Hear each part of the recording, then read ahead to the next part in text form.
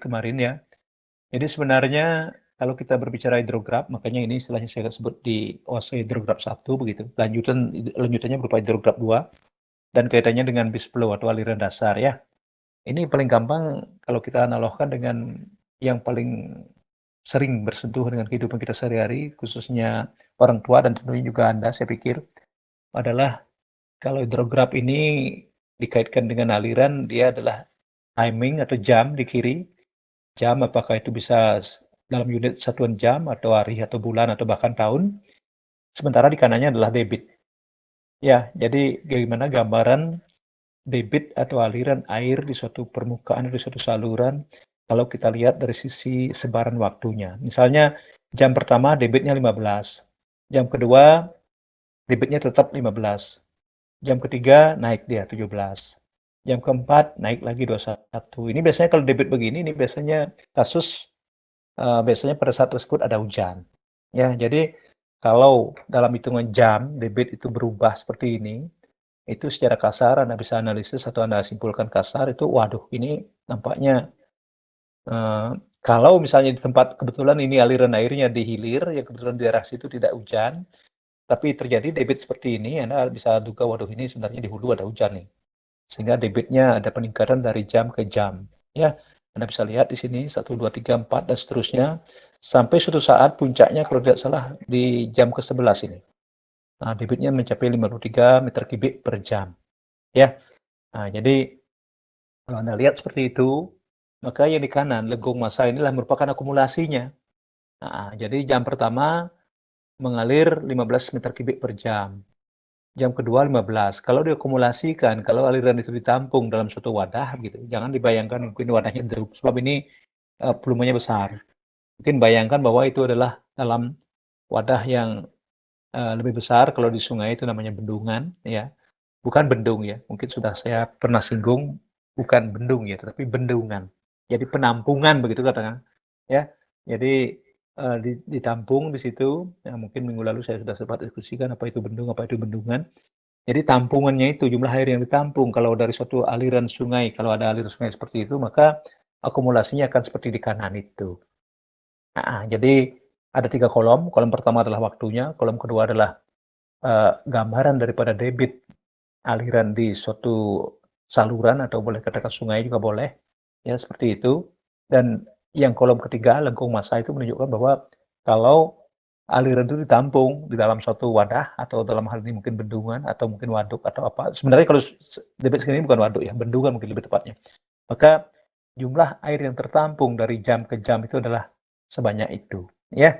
Nah, Anda bisa lihat, ya sehingga seperti saya di awal saya katakan, misalnya kalau saja misalnya inilah pendapatan gitu, misalnya debit ini sebenarnya pendapatan dalam hitungan rupiah, sementara kalau di kiri adalah hari atau mungkin dikatakan bulan juga boleh, maka Anda bisa lihat, waduh ini pendapatannya meningkat terus, ini ada apa nih? Ini kalau di Bali, ini kaitannya biasanya dengan pariwisata nih. Ini mungkin awal-awal atau bukan awal-awal ya, kalau high season di Bali itu kemungkinan ya tergantung tamu, kata teman saya juga tidak terlalu tahu persis, tapi asumsi lah, musim libur itulah musim ramai, jadi ini biasanya mungkin akhir tahun menjelang tahun baru. Ya, kalau ini misalnya dianggap tanggal atau hari gitu misalnya, ini menjelang-menjelang katakanlah pertengahan Desember sampai dengan awal Januari begitu. Jadi hari pertamanya katakanlah kalau hari pertama itu 15 Desember, oh jumlah tamunya meningkat meningkat meningkat sampai di hari ke-11 nih mungkin malam tahun barunya begitu. Sehingga ini meningkat. Sehingga kalau kita hitung akumulasi atau boleh katakan menghitung kita jumlah wisatawan yang datang ke Bali ya di kanan ini. Nah, itu. Itu mirip ya. Jadi kalau dirupiahkan ya analog mungkin dengan asumsi misalnya setiap tamu mengeluarkan uang sama begitu, itu kan bisa dikalikan walaupun realnya tidak akan seperti itu. Kan tidak mungkin setiap tamu mengeluarkan uang yang sama. Ada yang mungkin berbelanjanya banyak, ada yang berbelanjanya lebih sedikit atau mungkin bahkan hanya irit-iritan dia sehingga kalau dirupiahkan tidak persis sama tetapi paling tidak akan sejalan. Sehingga kalau uang yang masuk ke Bali gitu misalnya tergambar di kanan itu terkumulasi dalam bentuk lengkung massa, bisa juga begitu. Ke Bali mungkin sedikit agak apa namanya keluar dari konteks ini gitu. Jadi kalau uang yang masuk ke Bali itu karena dari pariwisata itu mungkin ada yang menyebut lebih dari 80% begitu. Nah, sekarang sudah mulai nampaknya tamu-tamu berdatangan sehingga sudah mulailah ekonomi di Bali itu agak menggeliat. Kalau tidak ada itu mungkin agak susah juga. Ini sama dengan kalau boleh saya katakan air gitu, sama dengan hujan. Jadi kalau kemarin itu pandemi 2 tahun itu sempat sepertinya kering kerontang begitu, lahan itu. Nah, sekarang sudah mulai gerimis-gerimis atau bahkan sudah mulai rintik-rintik atau bahkan sudah mulai turun hujan yang walaupun tidak terlalu lebat sekali. Lebatnya sih sebelum pandemi dulu. Ya, kurang lebih seperti itu. Jadi dikaitkan dengan hidrograf itu seperti saya katakan tadi, gambaran daripada debit suatu saluran yang dibaca dari sisi waktu, mungkin jam, hari, atau tahun. Sampai di situ dulu untuk mengawali atau sebagai suatu hantaran awal. Ada yang bertanya atau ada yang mau diskusi, silakan. Ada? Saya melihat rata-rata komunikasi ini masih kurang ya kelas ini ya. Jadi tidak terlalu banyak yang kadang-kadang ini apa namanya merespon. Saya nggak tahu. Semoga bukan alasannya karena kuliahnya jam ketiga sehingga cenderung mengantuk. Apalagi mungkin 15 atau 20 menit yang lalu Anda makan siang gitu misalnya. Sekarang biasanya kejadiannya setelah makan siang 30 menit itu biasanya mengantuk. Semoga tidak seperti itu. Silakan, ada yang diskusi atau menanyakan tentang hal ini? Ini masih materi yang sebenarnya minggu lalu lanjutannya. Saya lanjut, kalau kurva yang ini, yang di kolom 2 ini, saya gambarkan dalam bentuk kurva grafik, dia akan tampilannya seperti ini. Ya, di sini akan lebih kelihatan bahwa awalnya debitnya apa namanya rata, terus naik, naik, naik, naik, naik, semakin naik, dan setelah jam ke-11 dia akan turun lagi. Itu. Ya, ada yang ini diskusi? Tidak? Saya lanjutkan. Kalau kolom ketiga ini saya gambarkan dalam suatu grafik lengkung massa itu, maka dia gambarnya akan seperti ini. Ya, lengkung massa.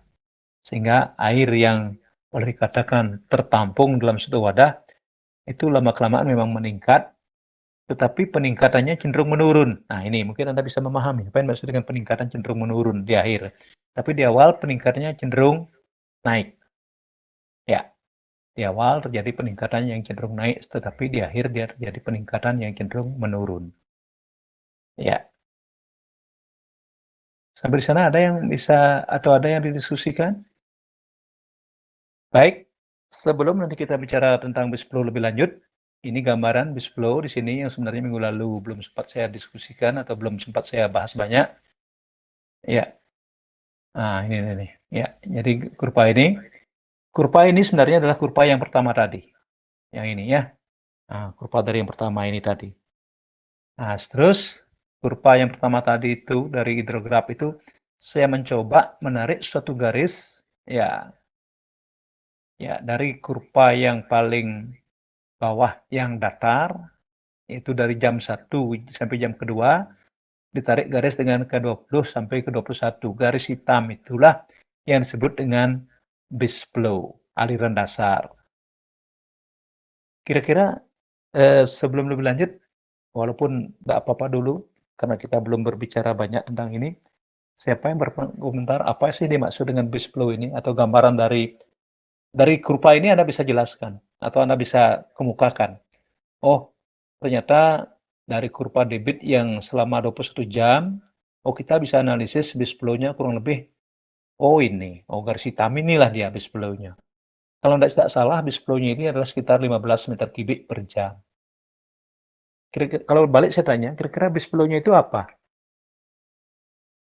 Kira-kira ada yang bisa menjelaskan apa itu base flow-nya? Kalau dari gambar ini? Sebab kalau Anda buka di Google juga kemungkinan betul secara prinsip, tetapi kadang-kadang penyampaian tidak sesuai dengan konteks ini. Ada yang bisa berkomentar?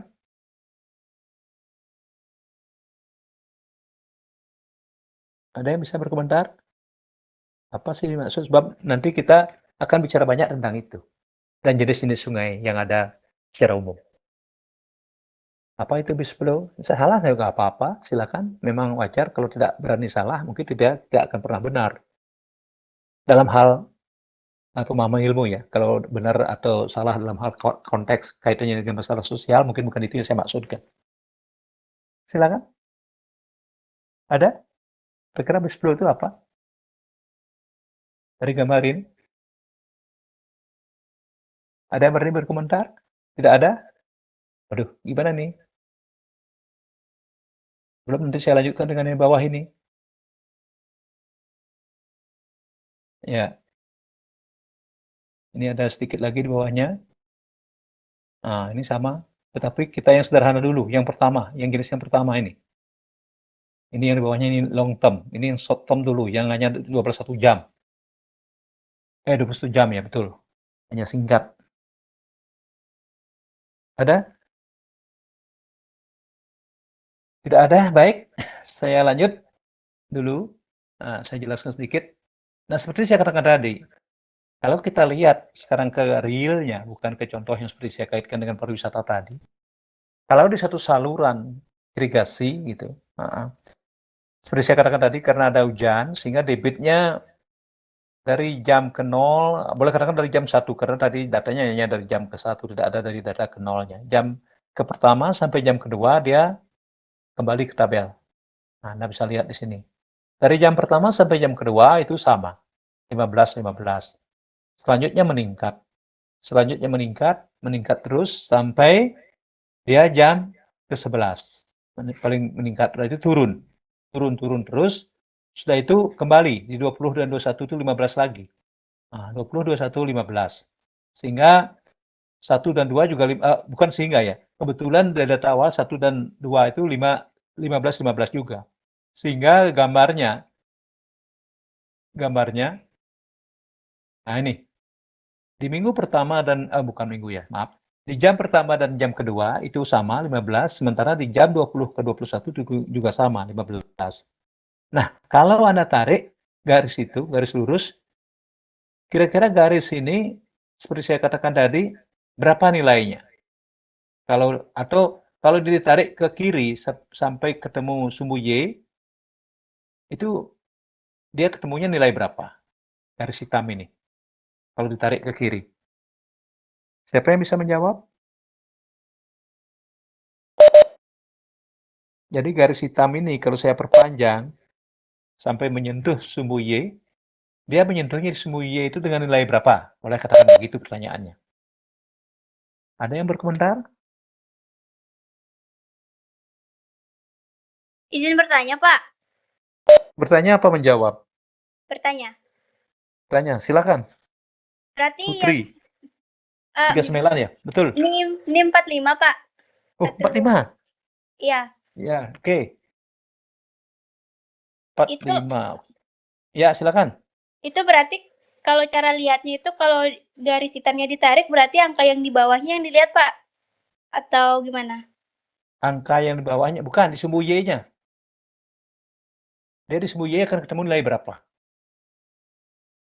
Kalau garis yang hitam itu kan tidak sampai menyentuh sumbu Y. Sumbu Y itu 0 sampai 60 itu. Kalau sumbu X itu 1 sampai 21. Oh, berarti kalau sumbu Y itu yang 15, Pak? Oh, nilainya 15. Iya. Iya, 15. Tadi ingat ya, satuannya 15 meter kubik per jam. Yang lain mungkin? 45. Terus NIM yang lain yang mungkin berikan komentar? Sama? Sama? Atau berbeda? Oh, saya malah tidak seperti itu, Pak. Atau saya balik tanya sama 45 ini betul Putri ya? Wahyu Putri gitu ya, betul? Nimade Tuyuliani, Pak, satu di PES sama Ayu Putri. Oh, Anda satu di PES sama. Iya, Pak, Siapa tadi? nggak punya paket. Nggak apa-apa. Berarti ya nggak apa-apa. Jujurnya saya nilai gitu apa kejujuran. Makanya tadi saya mencatat hanya satu nih 39 nih, 2 orang. 45 juga ikut di sini ya. Sebab saya tadi di awal saya mencatat siapa sih yang hadirnya lebih awal. Kalau begitu tolong sampein ya. Anda satu device berdua. Oke, 45. Ya, jadi kalau saya tanya, kenapa Anda berani meyakinkan bahwa di situ menyebutnya 15? Karena itu kan yang naik ke atas tuh 10, 20, 30 kemungkinan yang garis hitam itu kan di tengah-tengah, Pak. Jadi kemungkinan 15. 15, oke. Sebenarnya ya, nah mungkin teman yang lain juga, saya sekali lagi nih, namanya siapa nih 45 nih? Panggilannya siapa? Tuhu, Pak. Oh, Tuhu. Oke, Tuhu. Ya, Tuhu. Makasih, Tuhu. Jadi, jangan hanya melihat di ujung kiri, garis hitam itu. Anda harus lihat ke kanan, garis hitam itu. Itu tekniknya. Ya, jadi itu ke kanan kira-kira hampir sejajar nggak dengan garis yang menghubungkan Y yang 20 atau yang 10 itu? Sejajar nggak? Pertanyaannya garis hitam ini sejajar nggak dengan garis yang ini, yang di atas ini? Kan ada nilai 20, nilai 10 gitu. Kira-kira sejajar nggak? Suhu gimana? Bisa memberi komentar? Enggak, Pak. Nggak sejajar? Enggak. Ya, ini kebetulan saya geser sekarang nih. Ini sebenarnya, oh terpotong dia. Kok bisa sih?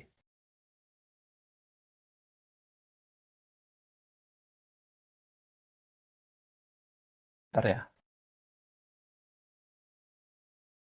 Ya, jadi secara gambar, dia itu Anda lihat, dia tidak akan memotong dia.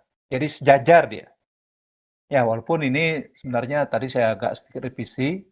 Nah, ini. Jadi dia persis sebenarnya ada di antara 20 dan 10. Dan kalau Anda lihat ke kanan, garis hitam ini, dia tidak akan cenderung dikatakanlah sejajar dia, dan dia tidak akan menyentuh. Sehingga yakinlah bahwa itu 15.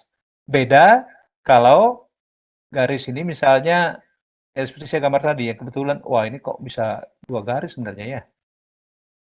Nah, ya, jadi beda kalau garis ini misalnya tidak sejajar dengan, atau tidak boleh katakan dia miring, tidak persis dia horizontal.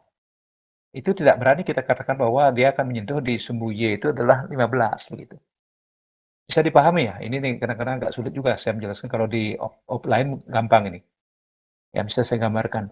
Ada kuncinya sebenarnya, Anda lihat bahwa garis yang apa namanya, garis hitam ini Anda lihat kira-kira menyentuh nggak garis 20 atau garis 10 itu? Atau boleh saya katakan X sama dengan 20 itu disentuh nggak? Kemungkinan tidak. X sama dengan 10 juga tidak.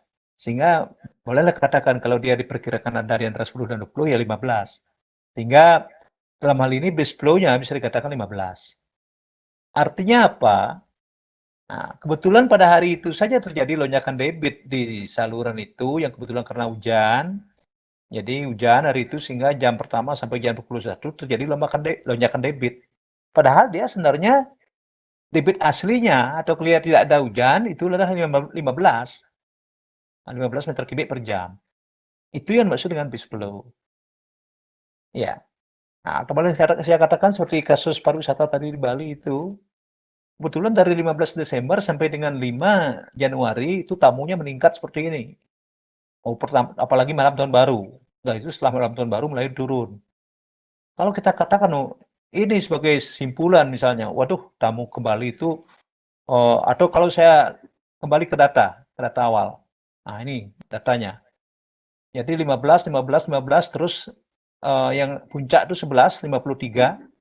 Kalau ini kita ambil sebagai suatu analisis asumsi, analisis kesimpulan ke asumsi, oh berarti debit saluran itu sekitar 50-an ya, 50 meter kubik per jam. Keliru kita. Karena itu hanya kejadian satu hari, boleh katakan begitu, 1 sampai jam ke-21, debit seperti itu. Padahal dia, kalau tidak ada hujan, itu debitnya hanya 15. Nah, 15. Dari mana tahu 15? Ya ini tadi, dari base flow ini. Base flow yang 15 itu. Artinya apa? Ibarat kata, kalau kembali saya analogkan dengan kehidupan kita sehari-hari, kebetulan pada suatu waktu ada rezeki lebih begitu. Oh, jangan nanti rezeki lebih, oh, kebetulan sebenarnya Anda hari itu nasibnya bagus gitu, paginya mengerjakan ini dikasih uang sama temennya, siangnya mengerjakan ini dikasih lah. Sehingga pendapatan Anda hari itu bisa mencapai 500.000 gitu misalnya. Padahal kalau sehari-harinya mungkin katakanlah 100.000 gitu misalnya. Sehingga kalau dalam perhitungan berapa sih pendapatan Anda, jangan 500.000-nya itu yang dianggap. Yang dianggap itu adalah 100.000. Apabila Anda tidak membantu 2 atau 3 teman yang kebetulan ketiganya memberikan tambahan dana, sehingga Anda hari itu mendapat 500.000 masuk ke saku Anda. Padahal sehari-harinya biasanya secara normal kalau Anda kerja itu hanya atau kerja bantu apalah hanya 100.000. Makanya dalam hal ini perhitungannya, kalau Anda menghitung, jangan 500.000 itu yang dipakai, gitu prinsipnya. Mungkin itu akan lebih gampang dipahami. Ini sama, ada debit yang seperti ini, jadi jam pertama keluar bahkan di jam 11 meningkat. Kalau dalam perhitungan irigasi, karena ini nanti kita kaitannya dengan irigasi, jangan debit ini yang dihitung. Ini debit ini sifatnya hanya sesaat. Debit yang dihitung, yang dalam hitungan misalnya, oh berapa debit sungainya, oh sekian. Oh berarti mencukupi untuk sekian hektar lahan. Yang dihitung itu adalah base flow itu. Ya. Oh 15. 15 itu. Itu yang dipakai dalam perhitungan. Jangan yang apalagi kalau hitung sampai 50. Ya, seperti ini datanya. Draw graph-nya seperti ini. 15, 17, 21, 25. Jangan yang di atas 15 itu dihitung. Itu hanya sesaat. Itu tidak bisa diharapkan. Kejadian khusus. Nah, kejadian yang betul-betul real itu apabila dia base flow-nya 15. Sehingga, oh sebenarnya kalau Anda mau menghitung, oh sungai ini berapa sih debitnya? Oh 15. 15 meter kubik per jam. Oh berarti kalau misalnya 1 hektar dia, apa namanya, 1 hektar dia perlu 3 meter kubik per jam gitu misalnya, maka, oh dia hanya mampu memberikan aliran air hanya, katakan oh maaf kok per jam, salah salah, bukan 3 meter kubik per jam ya, meter kubik ke jam, sebentar 1000 bagi 24. 1 meter kubik per jam itu hampir untuk 50 hektar ya. 50 hektar. Jadi kalau 15 itu akan mampu untuk hampir 750 hektar lahan sawah. Jadi jangan 50-nya ini hitung, 15-nya itu yang dihitung. Ya, sehingga boleh saya katakan bahwa yang dihitung adalah ada base flow. Sama seperti tadi, kembali saya ulang-ulang bahwa kalau Anda pendapatan Anda hari itu misalnya 500.000, jangan 500.000 itu dianggap. Karena secara normal atau secara rata umumnya harian Anda kalau tidak ada kejutan-kejutan seperti itu, hanya 100.000. Itulah yang dianggap. Oh berarti pendekatannya sebulan 3 juta. Ya jangan nanti pendapatan 3 juta, tapi pengeluarannya, oh ini hari ini saya dapat 500.000, berarti sebulan saya dapat 15 juta. Karena 500.000 itu Anda kalikan 30, padahal itu hanya sehari aja kasusnya. Sama kasus seperti itu ya. Bisa dipahami? Saya pikir semoga dengan contoh seperti itu bisa dipahami. Kalau ada yang tidak jelas silakan. Mungkin ada yang bertanya lagi. Itu konsep base flow dalam aliran itu adalah bagaimana kita merencanakan kebutuhan untuk air irigasi nantinya. Makanya kita menentukan base flow. Kira-kira ada yang masih tidak jelas? Silakan. Itu tadi untuk yang 1 hari, punya waktu singkat. Sekarang kalau dia tahunan, data tadi saya ganti hanya tahunan gitu misalnya. Oh, bukan. Jadi data ini sebenarnya di kiri tahunan, sementara debitnya beda. Sama prinsipnya, cuman sekarang tahunan, long term. Jadi dia panjang. Nah, dia akan ada kasus, ya kalau tahunan, ini tahunan ya 21 tahun, ya maka dia debitnya tidak akan seperti tadi, dia akan terdiri beberapa kali kenaikan, berapa kali turun. Sama dengan kasus di Sungai kemarin, Sungai itu kan hanya sekali saja debitnya seperti itu hari itu saja, atau bahkan hanya beberapa jam saja segitu debitnya. Sekarang sudah surut lagi, tetapi masih dalam hitungan karena musimnya mungkin agak basah, masih lebih besar dibandingkan dengan debit-debit pada bulan Mei atau bulan Juni. Bulan Mei atau bulan Juni hampir kering, agak di bawah dia. Itu. Nah, sekarang kalau long term, bagaimana kita menghitung base flow-nya? Sama. Ya, hidrograf kita gambar dulu seperti ini. Akhirnya apa yang terjadi? Nah, ini lengkung masanya. Kalau long term, lengkung masanya cenderung dia lurus. Ya, dan base flow-nya sama. Nah, ini. Sekarang kalau ini, siapa yang bisa berkomentar? Kira-kira berapa base flow-nya nilainya? Di kiri satuannya 15 jam per meter kubik ya. Jam per meter kubik per jam, maaf, terbalik. Meter kubik per jam. Kira-kira berapa? Siapa yang bisa berkomentar yang ini? Kalau tadi kan 15. Kalau sekarang? Siapa yang bisa berkomentar? Silakan. Tidak ada yang berkomentar? Jangan-jangan ngantuk nih. Izin Pak, boleh jawab nggak? Silakan. Sebentar. Tadi sudah. Anda sudah tadi? Enggak, saya belum. Saya 39. Tadi kan Oh, 39. Satu device yang sama. Iya. 39-nya. Silakan. Silakan, berapa? Yang garis hitam itu kan Pak ya? Ya, betul, itu bis 10, yang hitam itu. 16 ya kan Pak? 16. Kalau nggak Ya, salah. bisa saja kan. Kalau nggak salah ya benar ya. Bisa saja Anda nyebut 16 gitu. Nah, yang lain mungkin? Ada satu versi menyebut dia 16, yang lain? Kalau ini 39. Kalau yang lain? Izin Pak, Ya, silakan. 14,5 Pak, soalnya 15 tambah 14 habis itu bagi 2 rata-rata Pak. 14,5. 14, name-nya berapa ini?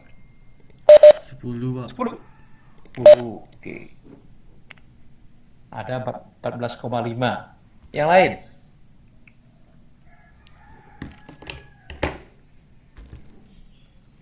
Yang lain? Halo? Tidak ada lagi?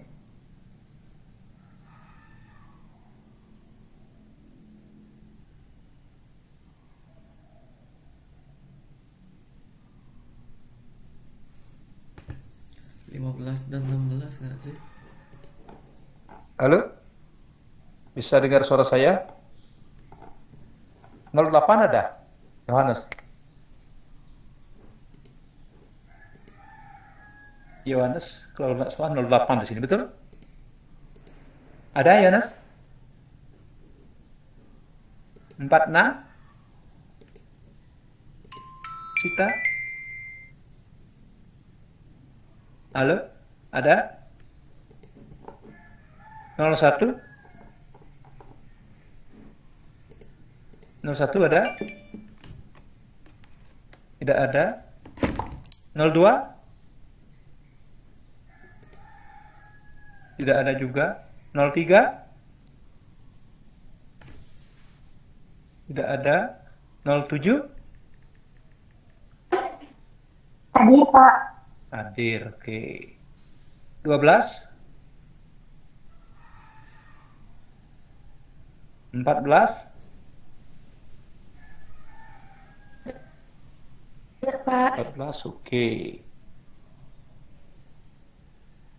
19?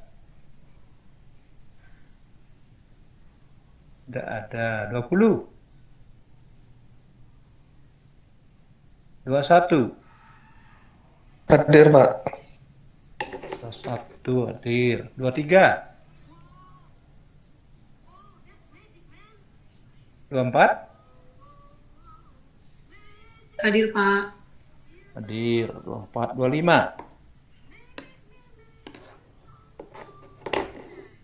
26? 29? 30? Hadir, Pak. 30 hadir. 32? Hadir, Pak. 32, oke hadir. 32, 33? 38? Hadir, Pak. 8 hadir. 42? Hadir Pak. 44? 48? Hadir, Pak. 8 hadir. 50? 50 hadir, Pak. 50. Hilang. Yang lain 3 orang yang belum saya panggil, silakan nyebut nama. Ada nomor NIM? Yang belum. NIM-nya? Izin Pak, 08 sama 35 Pak. Tadi saya panggil 08 enggak nyaut. 35. Oke, 38 35. 52 hadir, Yang Pak. lain? Berapa? Tadi belum Bapak panggil yang 52, Pak. 52. Oke. Ya, Terus ada lagi yang belum? makasih, Pak. NIM 40 hadir, Pak.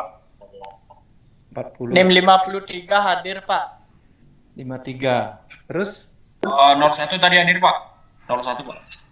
kenapa tadi diam? Terus Benar jaringan 01. tadi. Terus ada lagi yang belum? 18, Pak. Hadir, Pak. 18, Pak, Faris. NIM 34 ada kendala sinyal, Pak. 34. Ada lagi yang belum? NIM 02, Pak. Hadir Pak. Sekarang kok rame? Tadi kok diem? Tidak ada ini. Ya, yang belum, silakan sebutkan.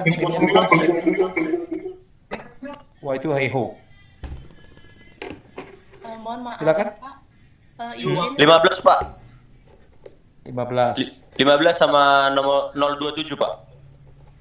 Kenapa itu satu device? Tadi dari GA Pak. Satu paketnya nggak ada. Oke.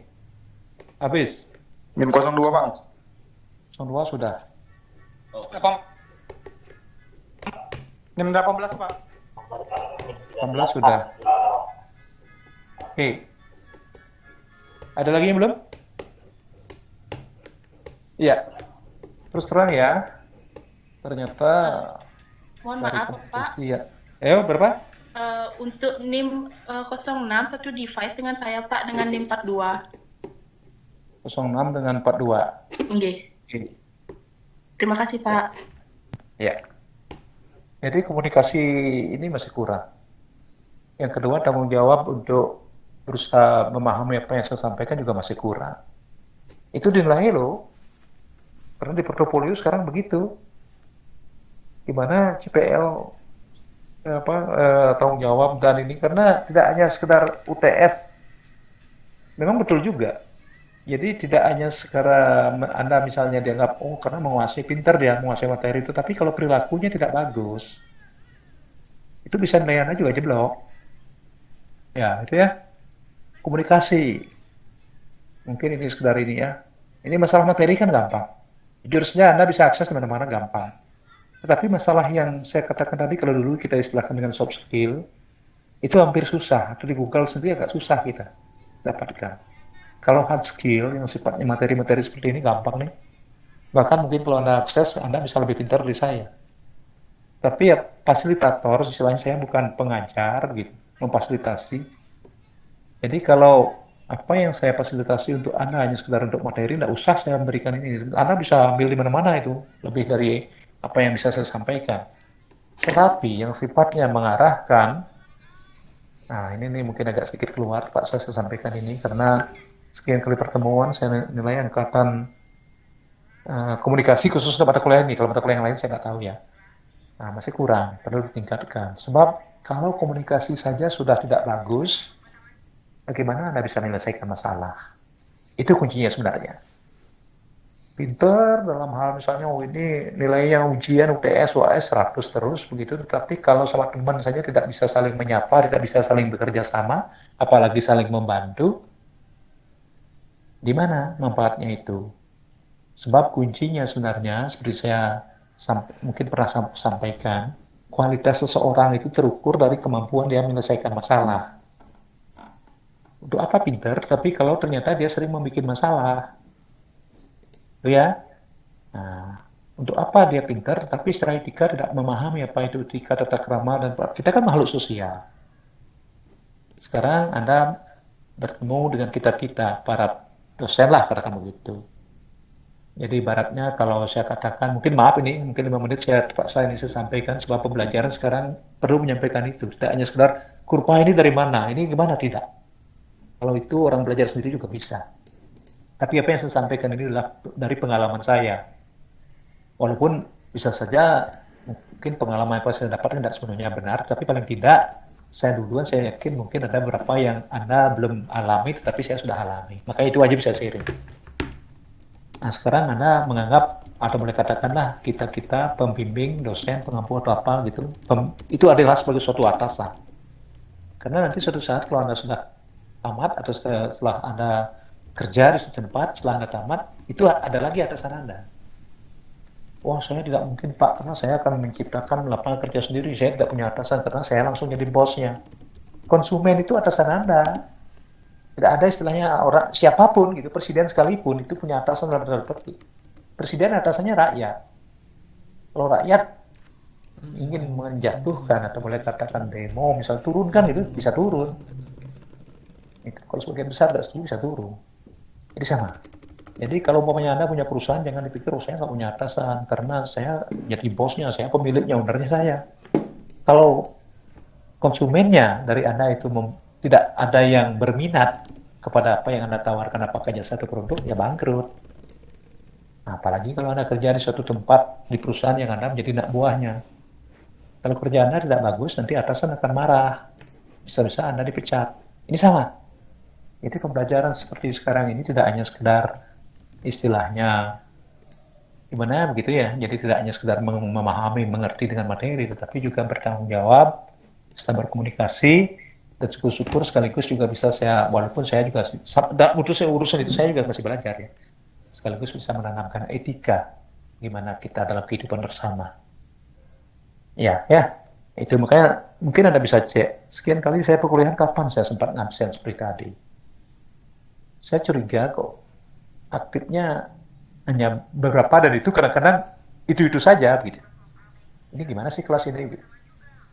Nah, jadi seperti itu. Sehingga istilahnya jangankan mengembangkan teori ini, sementara memahami pun kalau Anda tidak ada komunikasi gimana bisa paham gitu.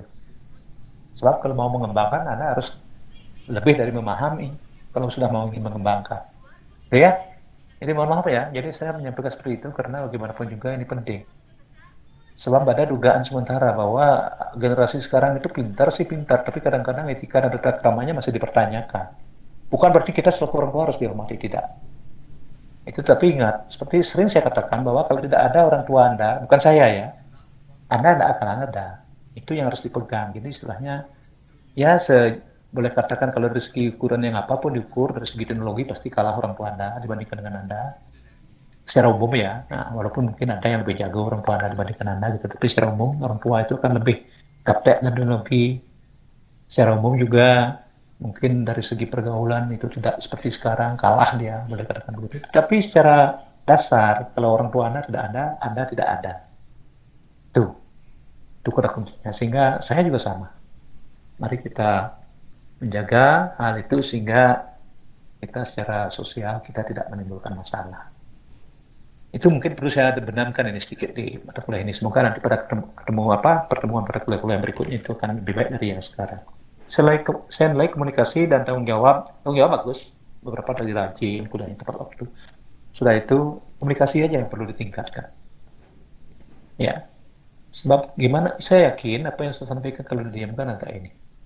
Ya, kembali saya sampaikan membahas yang tadi. Ini mohon maaf, jadi waktu ada saya luangkan sekian menit, tapi perlu. Memang karena sekarang dituntut begitu.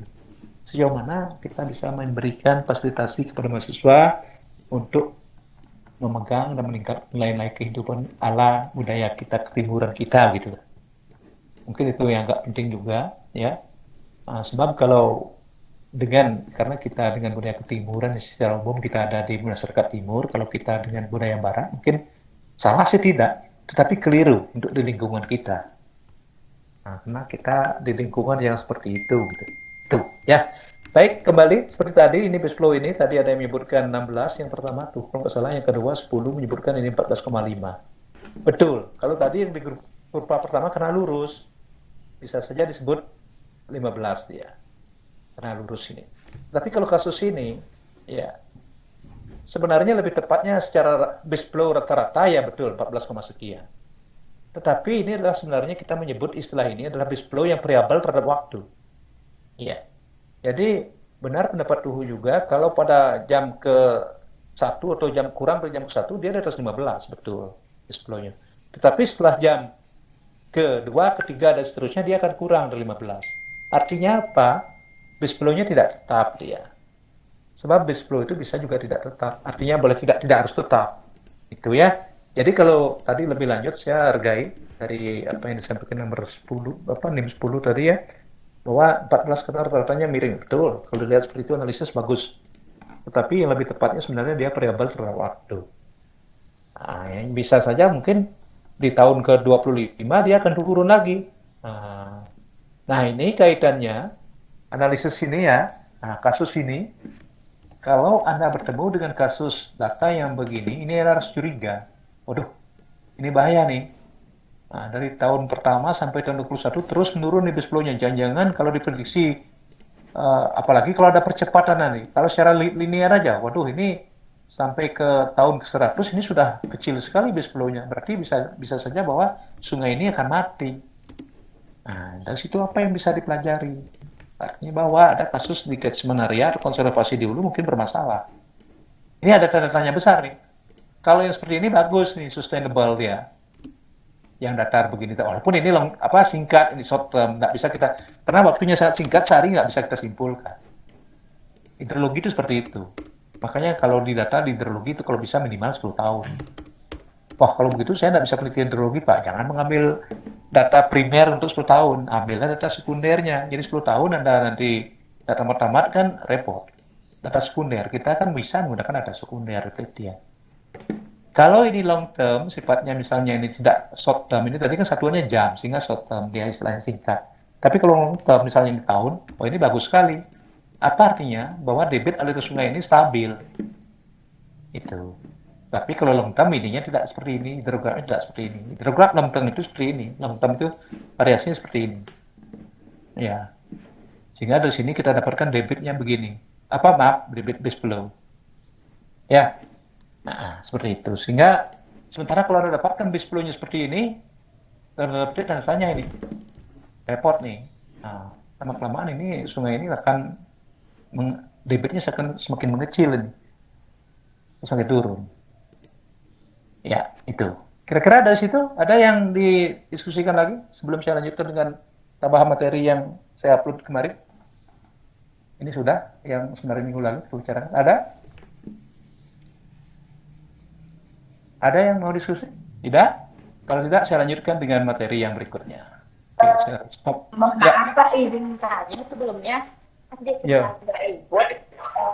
Izin tanya. Kan kemarin di soal tugas hidrologi itu, diketahuinya itu, satuannya itu milimeter per detik Pak. Sedangkan hasil akhirnya itu kalau nggak salah meter per yang diketahui itu milimeter per jam. Terus yang di akhirnya itu kan nyari siapa yang kemarin soalnya itu hasil akhirnya itu satuannya meter per detik. Apakah dalam seharusnya kita kalau ngerjain itu apakah kita harus convert dulu jadi meter per detik atau kita bisa langsung ngerjain gitu Pak? Halo, Yunita, betul? 07?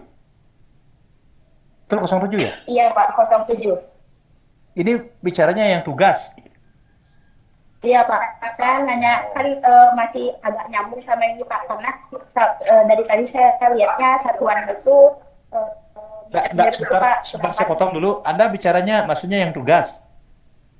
Iya Pak, soalnya saya dari tadi kan itu Pak, terus tentang satuannya itu Pak, apakah kan kemarin saya sempat bingung nih Pak, harus di-convert dulu atau enggak gitu. Karena dari tadi saya juga dengarnya itu ada yang pakai jam, ada yang pakai detik gitu. Jadinya saya bingung Pak, karena sebenarnya ini satuan tetapnya apa jam atau detik gitu. Karena kan kalau misalnya ada satuan tetapnya kan kita bisa merubah misalnya dari jam ke detik, kita convert gitu Pak. Sebentar ya, saya buka dulu. Mumpung ada yang bertanya tentang itu. Hidrologi tugas. Oke, sebentar. Ini kan tugas Sofia, sebentar ya.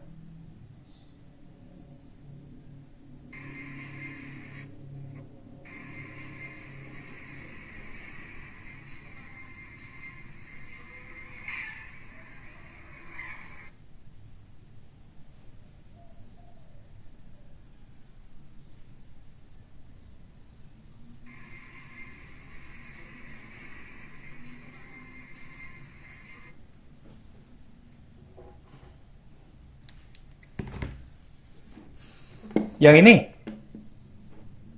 Halo? Tadi yang nanya, yang ini maksudnya? Iya Pak, yang ini Pak. Yang mana? Yang nomor berapa? Iya, itu kan diketahui terjadi hujan deras selama 4,5 jam dengan tinggi curah hujan 90 mm. Ya. Sedangkan bisa ke atas sebentar Pak, yang di page number 1-nya. Nah, itu kan ada diketahui prinsipnya itu, akhirnya itu meter fisik per detik. Nah, kan diketahuinya itu milimeter per jam. Itu jadinya harus kita convert terlebih dahulu atau bagaimana Pak? Oh itu, oke. Jadi saya paham dengan apa yang Anda maksudkan gitu ya. Jadi ini rumusnya sudah merupakan rumus empiris. Nggak usah dikonvert lagi, tinggal masukkan saja. Tapi dengan catatan satuannya. C-nya sudah dari tabel, ya. Nah ini, kebetulan di awal tadi saya tanya, ada yang juga sih, kebetulan sekarang sudah oke. Jadi C-nya dari tabel Anda dapat 0, berapa, I-nya Anda hitung dalam 1 mm per jam, jangan diubah-ubah. Nah, berapa? A-nya dalam hektar. Nah, jangan diubah, jangan kilometer persegi atau are. Sehingga Q-nya nanti dengan rumus itu Anda dapatkan satuannya dalam meter kubik per detik. Ya, itu sudah rumus empiris, jangan dirubah lagi satuannya. Kalau rubah satuannya nanti angka 360-nya ini nggak akan tetap, tidak masih 60. Tidak masih 360. Itu Yunita. Sehingga ingat, rumus seperti ini namanya rumus empiris. C-nya berapa? Oh, tanpa satuan, dia dicari tabel. I-nya Anda hitung. Kebetulan di situ Anda sudah dapatkan, tapi satuannya ingat, diubah dalam milimeter per jam. Dan A-nya ingat, satuannya dalam hektar. Jangan diganti. Nah, di sini kan apa yang luas das sudah hektar. Sudah itu I-nya Anda bisa hitung. C-nya Anda cari di tabel. Ya sudah ketemu berarti. Sehingga Q-nya Anda dapatkan. Tuh. Kira-kira yang mana?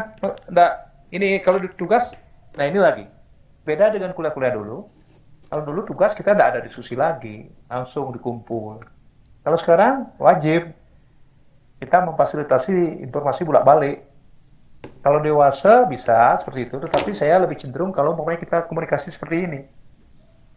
Nah, silakan. Tugas ini sebenarnya istilahnya kalau kumpul, Pak, saya salah nih, saya ulang lagi, boleh. Tetapi saya batasi, jangan sampai berkali-kali nanti kapan saya menyelesaikan pemeriksaannya nanti untuk nilainya. Mungkin dibatasi 2 kali atau 3 kali, atau maksimal lah 2 kali lah gitu. Jangan sampai 3 kali, nanti ada yang ngumpul 5 kali. Bingung gitu. Nah, diskusi itu wajar, karena konsepnya, memang saya setuju dengan itu. Konsepnya kita kalau masalah di lapangan, kita tidak dilarang untuk diskusi. Makanya saya dari dulu dah konsepnya itu bahwa saya tidak pernah memberikan ujian itu yang close book. Itu dari dulu, ternyata sekarang format baru lagi yang sejalan dengan apa yang saya konsepkan. Saya silakan tanya ke kelas Anda. Pak Tika itu pernah nggak memberikan ujian close book? Nggak pernah. Bahkan sering saya memberikan ujian bawa pulang. Silakan. Bahkan saya memberikan kesempatan Anda diskusi atau Pak saya nggak belum. Tapi berapa jawabannya Pak? Bukan begitu. Nggak. Itu saya tidak akan buka. Ini maksudnya gimana Pak? Seperti pertanyaan ini wajar. Nggak apa-apa. Memang begitu kita sekarang pembelajaran. Saya dari dulu sebenarnya sejalan dengan prinsip itu.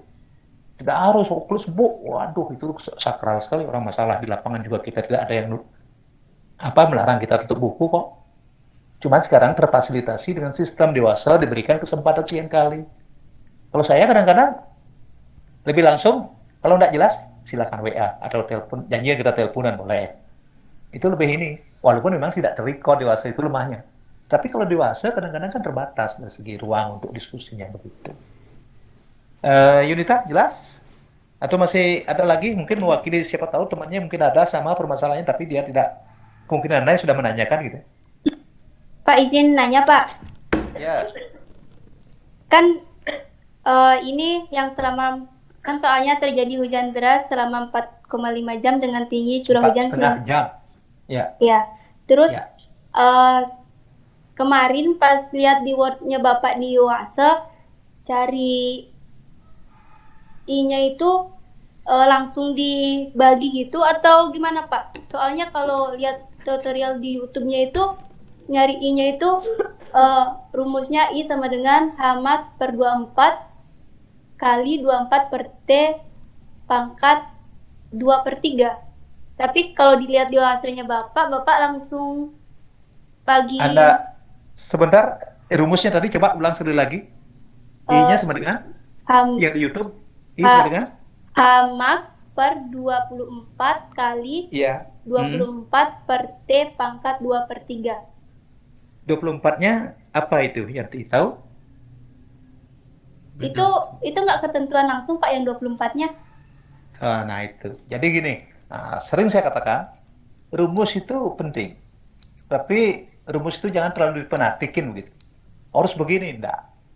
Itu kalau rata-ratanya harian, satu hari. Anda ngukurnya 24 jam. Itu 24. Nah inilah seperti saya katakan tadi, itu rumus yang YouTube boleh katakan seperti itu. Tetapi kalau hujannya hanya 2 jam, ini kan hanya 4,5 jam. Hanya 4,5 jam. Apalagi kalau 1 jam. Hujannya 1 jam. Ternyata kebetulan bahwa di situ diketahui bahwa 1 jam itu sekian milimeter. Oh langsung saja bahwa intensitasnya udah dibagi aja langsung itu. Itu kasusnya begini. Nah, ini dicontoh lagi. Nah, maka antara rumus dengan applied itu perlu, ini yang penting saya fasilitasi kepada Anda. Misalnya sekarang Anda mengukur tinggi rata-rata mahasiswa angkatan 21. Jumlahnya katakanlah saya nggak tahu. Angkatan 21 jumlahnya berapa ya? Saya lupa lagi. Berapa mungkin berapa ya? 39, Putri berapa? 21. Teman kelasnya berapa? 53 Pak. 53. Nah, sekarang kalau mau real yang benar, Anda ukur tingginya 53 orang. Diukur kan? Dibagi 53. Kenapa? Kenapa 53? Karena jumlahnya 53. Dijumlahin itu tingginya teman-temannya. Nah, sekarang dari 53 angkatan 21 itu, kita hanya mengukurnya sekarang tinggi rata-ratanya hanya 5 orang. Kebetulan 5 orang ini ada orangnya. Nah, ini saya ukur 5 orang. Kan kita tidak membagi lagi 23, membagi 5 jadinya. Itu anunya, kasusnya mirip.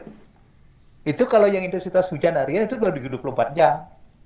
Ini sekarang kalau hanya 2 jam, jangan dibagi 24. Nah, hujannya hanya 2. Tetapi kalau data yang teoritis, ini kadang-kadang orang yang nggak paham sekali, kalau perhati dengan rumus itu tadinya, hujannya hanya 2 jam. Nah, terus berapa hujan hariannya? 22 jam itu katakanlah, di sini kebetulan 4,5 jam ya. 4,5 jam, 90 mm. Berapa? Itu kan satu hari hujannya kebetulan turunnya 4,5 jam. Sisanya kan nggak hujan-hujan lagi. Berarti hujan hariannya berapa? 90 dibagi 24 jadinya. Nah sekarang kalau kita mengukur langsung karena kita mengukur debit itu selama 4,5 jam saja, asumsinya kita hanya mengukur dalam term atau istilahnya periode yang hanya 4,5 jam. Berarti dibagi 4,5 saja. Itu kasusnya. Nah inilah. Jadi kapan rumus yang max 24 itu dipakai, kapan rumus yang saya katakan beri secara sederhana itu dipakai itu kasusnya. Bisa membayangkan? Sama seperti tadi, kalau kita mengukur rata-rata 53 orang, dibagi 53 orang. Nah sekarang kalau kita hanya mengukur 5 orang, ya dibagi 5. Nah itu memang ada lebih real lagi, contohnya seperti tadi. Satu hari yang 24 jam, hujannya hanya 4,5 jam. Tapi 4,5 jam ini yang murni menyebabkan dia banjir. Karena debitnya itu akan besarnya itu hanya katakanlah, makanya ada pertanyaan itu kedua, asumsi apa ini sebenarnya? Anda bisa nggak memberikan asumsi itu? Salah satu asumsi saya buka saja bahwa asumsi itu debit yang mengalir di sungai itu tidak lebih dari 4,5 jam. Kalau debitnya misalnya dari 2 hari lain lagi, tidak akan Q-nya sama dengan hitungan di atas. Q ini, yang rumus ini apabila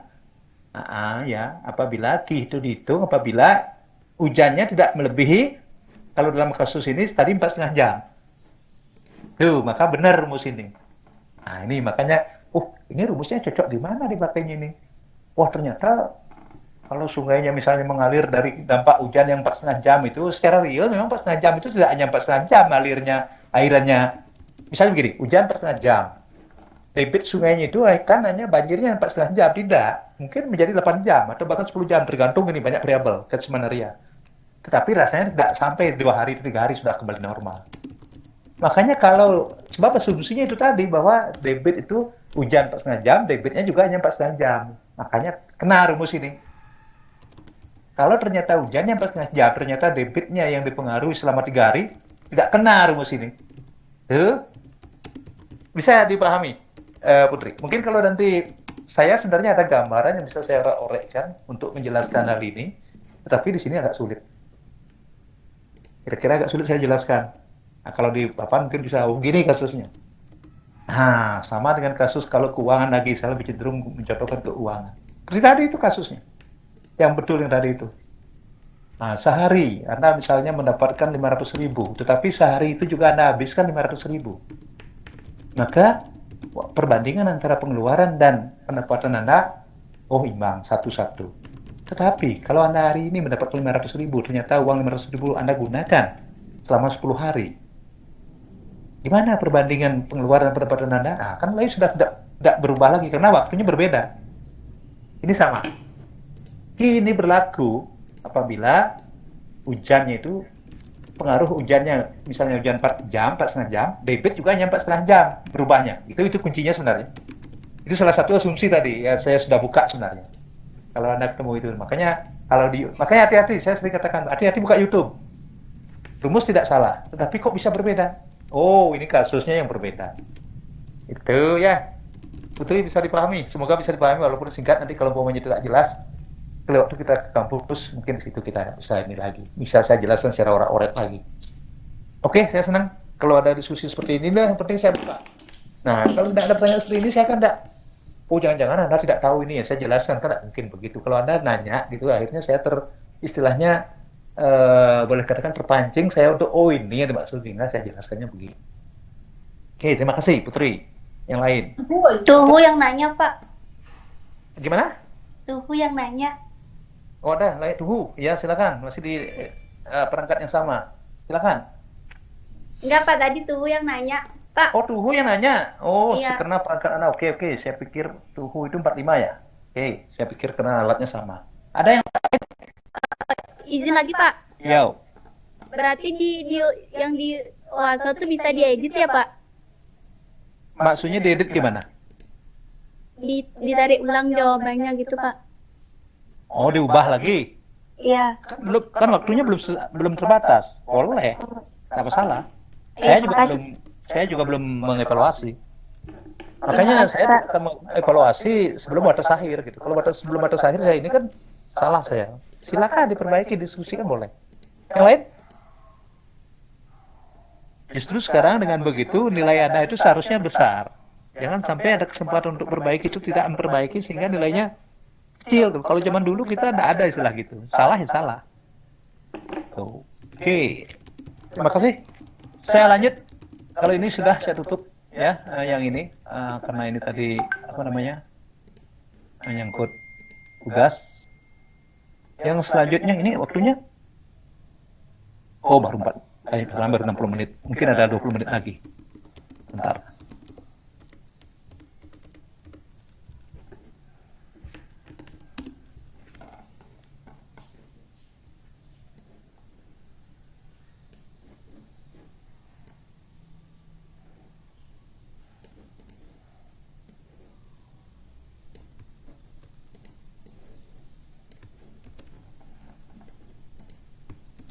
Ntar dulu ya, saya ini dulu. Saya compare dulu.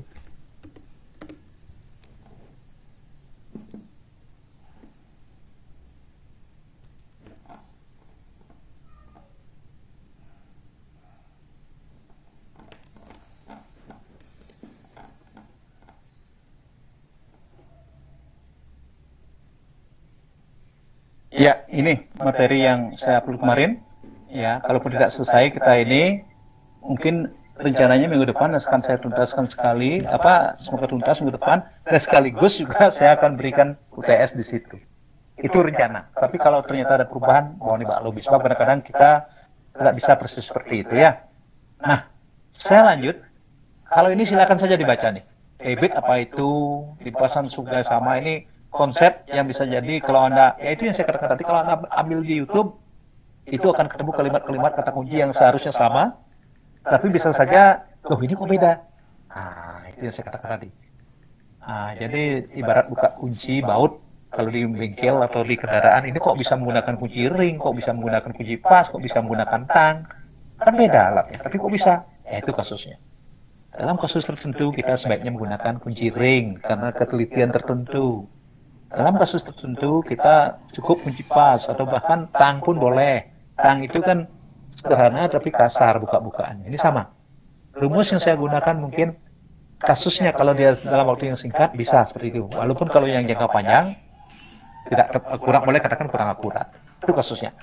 Jadi sekarang saya lanjut sama dengan hidrograf dan hukum massa tadi. Nah ini kalau umpamanya gambarnya yang tadi kan sudah. Nah ini yang gambar yang tadi yang saya sambung ini sebenarnya seperti ini. Walaupun gambar ini, ya ini yang sering saya katakan gambar ini saya salin dari sebuah buku yang gambarnya agak salah. Di ujung sebenarnya dia tidak turun tetapi rata ini. Gambar tadi kan yang saya itu kan 15 15. Walaupun ditarik ya mungkin tidak rata. Makanya kena kurva berapa bis blunya itu bis blunya variabel terhadap waktu. Ya. Jadi saya sambung di sini sebenarnya kaitan dengan bis flow itu. Kalau kita bicara di sungai khususnya sebagai perwakilan dari runoff ya. Itu ada 3 jenis sungai. Ini kadang-kadang saya juga agak kesulitan mengingat nama ini. Nama Latin, nama Latin dan juga bahasa Inggrisnya di sini. Ya. Ada yang intermittent, yang ketiga adalah yang terbaik itu adalah ini, yang perennial. Sungai perennial atau perennial river ya. Oke, sekarang yang pertama, gimana dia? Ya, jadi yang pertama ini tadi sudah, sebenarnya gambar tadi itu sudah saya jelaskan di bagian pertama tadi. Sungai yang ephemeral ya, itu sifatnya, itu secara umum, dia hanya akan ada air, atau mengalirkan air, atau dia akan hanya mengalir apabila sungainya, apabila hujannya dengan intensitasnya sangat tinggi. Itu. Apabila intensitas hujannya tinggi. Lalu dalam keadaan sehari-hari dia cenderung alirannya boleh katakan di bawah dasarnya, hampir tidak ada aliran. Atau kalau boleh saya katakan semut bisa lewat kalau dalam keadaan tidak ada hujan. Kalau hujan tinggi baru dia ada aliran. Tuh ya. Jadi itu istilahnya ephemeral river. Mungkin kalau dalam keadaan sehari-hari istilahnya mungkin semoga aja tidak kejadian begitu. Cenderung pengeluarannya lebih tinggi daripada pendapatannya.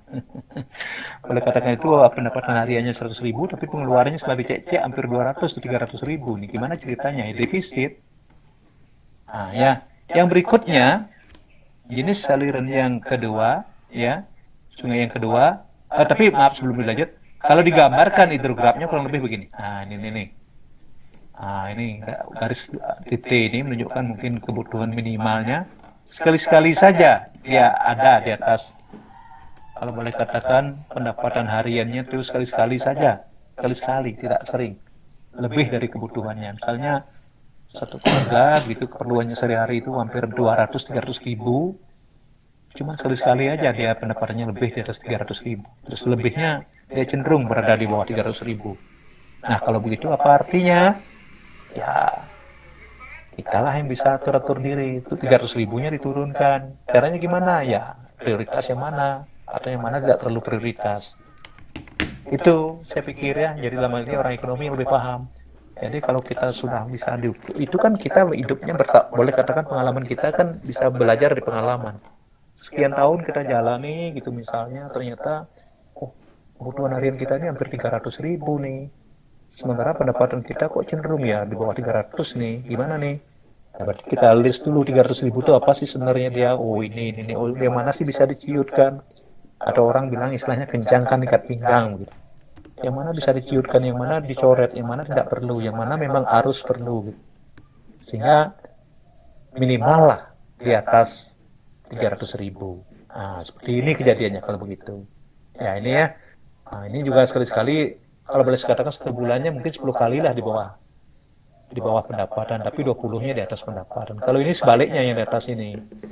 Dalam 30 satu hari itu, satu bulan itu mungkin lebih banyak ada di bawah dia. Atau lebih, bahkan hanya sedikit sekali ya, kalau hanya di bawah 5 hari dia lebihnya.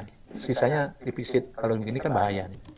Kalau yang kedua ini sudah lebih baik ini, intermittent nih. Artinya bahwa mungkin lebih dari setengah atau lebih 50%. Pendapatannya lebih di atas kebutuhan. Ini dalam artian begini, kalau dikaitkan dengan sungainya ini, lebih dari setengah atau 50% periode atau waktunya, durasinya itu, dia debitnya di atas dasar sungai itu sendiri. Jadi cenderung dalam sebulan, katakanlah begitu 25 hari airnya ngalir. Walaupun mungkin 5 hari kok bisa nggak ngalir karena sangat defisit ya di bawah. Itu. Yang paling dan dalam artian hidrograf akan kelihatan begini. Ini Anda bisa lihat, sekali-sekali ada juga di bawah garis. Tapi lebih banyak dia di atas garis. Nah, sekarang yang terpenting bagaimana mengkondisikan supaya seperti ini. Perennial Reaper. Jadi, musim paceklik pun dia masih ada di atas dasar. Jadi kalau seperti tadi, kebutuhannya 300.000 per hari, dalam keadaan musim susah pun, atau kemarin katakan susah, kemarin itu kan pandemi. Pandemi pun ternyata dia aman, karena pendapatan per harinya itu minimal di dalam 500.000. Berarti masih di atas aman. Ini sama. Nah, Perennial Reaper itu dalam kondisi kemarau panjang pun, pacekliknya air itu kemarau panjang, dia aliran dasarnya juga masih di atas dasar, di atas base flow. Sehingga aman lah. Tetapi jangan juga boleh katakan aman-aman yang dalam tanda petik tidak berpikir, tenang-tenang saja, sebab siapa tahu ternyata ini bisa lorot ya. Makanya ditingkatkan dan dipertahankan, kayak itu prinsipnya. Nah, kaitannya dengan irigasi, terutama kenapa kalau tadi kan itu kaitannya dengan sosial ekonomi, tapi analog itu paling gampang saya contohkan begitu. Tapi kaitannya dengan irigasi di sini, bahwa Anda akan bisa melihat untuk kepentingan irigasi atau kepentingan air apapun, ini yang paling bisa diandalkan Perennial Reaper ini, karena hidrografnya cenderung dia di atas 0. Cenderung semuanya di atas 0. Kalau ini sebagian, kalau 30 harinya mungkin ada 5 hari di bawah 0, kalau ini sebagian besar di bawah 0 yang paling atas. Ini yang repot. Kalau ini tidak bisa diharapkan sebagai sungai yang sebagai cadangan irigasi, sangat sulit. Sebab tergantung pada hujan. Kalau tidak ada hujan ya berarti tidak ada air, sehingga tidak bisa diandalkan untuk kepentingan pertanian. Makanya kalau yang lahan-lahan sawah atau subak di Bali yang mengandalkan airnya dari seperti ini cenderung biasanya disebut dengan subak natatis, mengandalkan dari air-air sisa di hulu. Natatis. Itu ya. Itu secara garis besarnya. Dan yang terpenting, yang penting dari segi dari segi teknis untuk kepentingan irigasi, karena kita hidrologi ini kepentingan kita di prodi kita ini untuk irigasi dan drainase, dan nanti lanjutannya memang lanjut sedikit itu adalah subak, itu sama. Makanya ini yang perlu dikaji, sungainya itu perlu dilihat dulu. Sebenarnya dia termasuk sungai yang mana? Oh, ini subak A atau ini lahan pertanian kelompok A. Oh, ternyata dia mengambil air dari sungai yang termasuk tipe yang mana. Itu datanya sebenarnya sudah ada. Cuman ada kekhawatiran saya bahwa data sungai misalnya sekarang tahun ini atau periode ini di Bali itu misalnya ada 10 atau ada 30% yang Perennial Reaper. Terus saat bisa turun dia. Apabila konservasi di hulu itu sudah mulai dirusak atau mengalami degradasi. Maka itu kan repot, maka Perennial Reaper kan cenderung berkurang. Yang terjadi apa? Akan mengarah ke sini jadinya, langsung ke sini. Nah, inilah yang kasus sebenarnya, padahal sungai-sungai kemarin itu tidak termasuk kategori ini, tapi masuk kategori yang kedua, ya. Termasuk, saya pikir intermittent ya, kalau sesuai dengan data sekian tahun yang saya amati, sekali-sekali memang kalau kita amati sekali-sekali di atas bendung itu 0 dia debitnya, sehingga hampir boleh dikatakanlah bisa di bawah ya. Tetapi yang belum, semoga saja tidak, belum untuk kategori ini. Sebab kalau yang begini repot. Inilah yang biasanya cenderung menimbulkan rawan kerugian besar pada saat musim hujan. Apa? Kenapa? Karena pada saat musim kemarau di sini tidak ada aliran atau mungkin debitnya sangat kecil sekali. Kalau penduduk di situ di daerah itu padat, cenderung dia akan bermukim di pinggir-pinggir sungai ini, membangun rumah-rumah yang mepet sekali ke sungai. Begitu hujannya besar, debitnya besar, nah disinilah terjadi kasus bencana itu. Nah, ini kadang-kadang kita kan belum sampai ke masyarakat kita, belum kesadarannya sampai di situ. Wah, ini 5 tahun sudah jalan, sungainya tetap aja tidak ada airnya, kita bangun saja di sini yuk, atau kita berkebun saja di pinggir ini aman gitu. 5 tahun mungkin aman, 10 tahun mungkin aman. Kalau 50 tahun, periode 50 tahun ternyata ada banjir besar seperti kemarin di sungai-sungai itu, udah situlah. Siapa yang disalahkan? Nah, ini kalau sementara arahan dari pihak pemerintah, kalau pemerintahnya perhatian ya, kalau enggak ya mungkin kejadian lah. Nah, kalau saja perhatian ini seharusnya minimal, sempadannya berapa ini kosong nih, nggak boleh dibangun di sini. Walaupun sungainya sekarang ini ada airnya Pak, aman, nggak pernah, ya aman dalam hitungan singkat. Tapi kalau periode panjang, jangka panjang, misalnya siapa tahu periode 10 tahun, saya duga sungai yang kemarin itu periode 100 tahun itu. ada debit yang sebesar itu. Sehingga, waduh, kalau dihitung mungkin triliunan ya, belum lagi yang rugi secara psikologis yang kita tidak bisa rupiahkan begitu saja. Ya, itu yang kadang-kadang kita ini ya. Nah, dari 3 jenis sungai ini, kira-kira ada yang didiskusikan? Mungkin karena ada waktu sekitar 3 menit lagi untuk kita mengakhiri pertemuan ini. Ada? Ini kaitannya dengan konsep sedikit dan teori sedikit. Ada yang ditanyakan?